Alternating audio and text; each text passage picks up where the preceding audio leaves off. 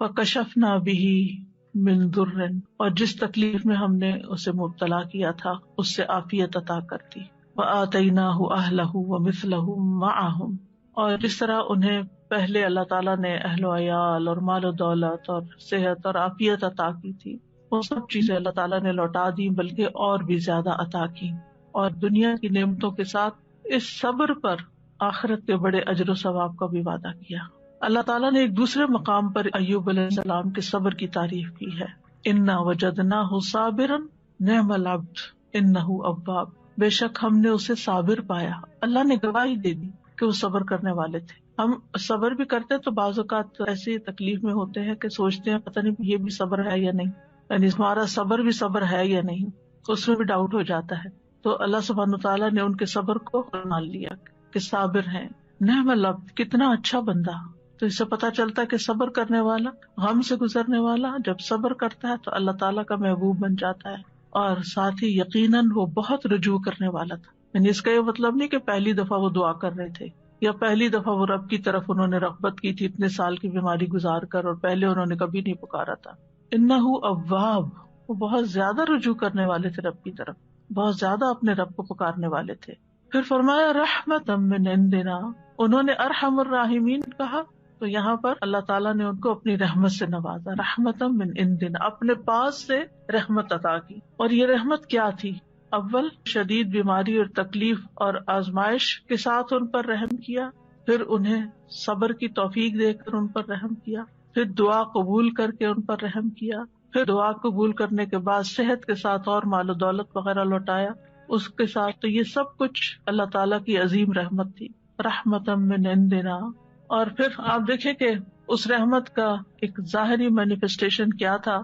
ابو ہریرہ رضی اللہ عنہ روایت کرتے ہیں کہ نبی صلی اللہ علیہ وسلم نے فرمایا، ایک بار ایوب علیہ السلام برہنہ غسل فرما رہے تھے کہ سونے کی ٹڈیاں آپ پر گرنے لگی، یعنی جیسے بارش ہوتی ہے. ایوب علیہ السلام انہیں اپنے کپڑے میں سمیٹنے لگے. ان کے رب نے انہیں پکارا کہ اے ایوب، کیا میں نے تمہیں اس چیز سے بے نیاز نہیں کر دیا جسے تم دیکھ رہے ہو؟ یعنی مجھے معلوم ہے کہ تمہارے دل میں اس کی کوئی لالچ نہیں، کوئی رغبت نہیں، تمہیں اس کی ضرورت نہیں، تمہارے پاس اللہ نے پہلے سے ہی بہت کچھ عطا کر دیا ہے، تو تم پھر کیوں یہ سمیٹ رہے ہو؟ ایوب علیہ السلام نے جواب دیا، ہاں تیری بزرگی کی قسم، لیکن تیری برکت سے میرے لیے بے نیازی کیسے ممکن ہے، یعنی اس سے میں بے نیاز نہیں ہو سکتا.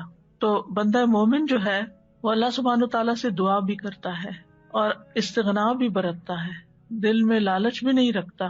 لیکن اگر اللہ تعالیٰ کی طرف سے بن مانگے اس تک کوئی نعمت پہنچتی ہے تو اس کو اللہ کی رحمت سمجھتا ہے، برکت سمجھتا ہے، اور اس سے تکبر کرتے ہوئے بے نیازی نہیں برتتا یا ایسا زہد اور ایسا تکشف ظاہر نہیں کرتا کہ لے جاؤ اس کو، اٹھا لو اس کو، مجھے نہیں چاہیے، مجھے کیا کرنا ہے، میرے پاس آلریڈی بہت کچھ ہے، ایسا رویہ اختیار نہیں کرتا.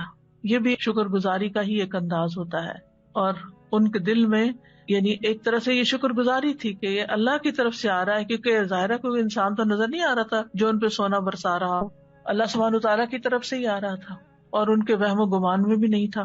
اور جو چیز کسی لالچ اور کسی حرص کے بغیر انسان کے پاس آتی ہے تو اسے اللہ سبحانہ تعالیٰ کی ایک نعمت سمجھ کر شکر گزار ہونا چاہیے بندے کو. وَذِكْرَىٰ لِلْعَابِدِينَ، اور عبادت گزاروں کے لیے ایک نصیحت ہے اس واقعے میں. یعنی عموماً جو عبادت گزار لوگ ہوتے ہیں اگر ان کی دعا قبول نہ ہو تو بعض اوقات وہ مایوس ہونے لگتے ہیں، اتنی دعا کی پھر کچھ نہیں ہوا.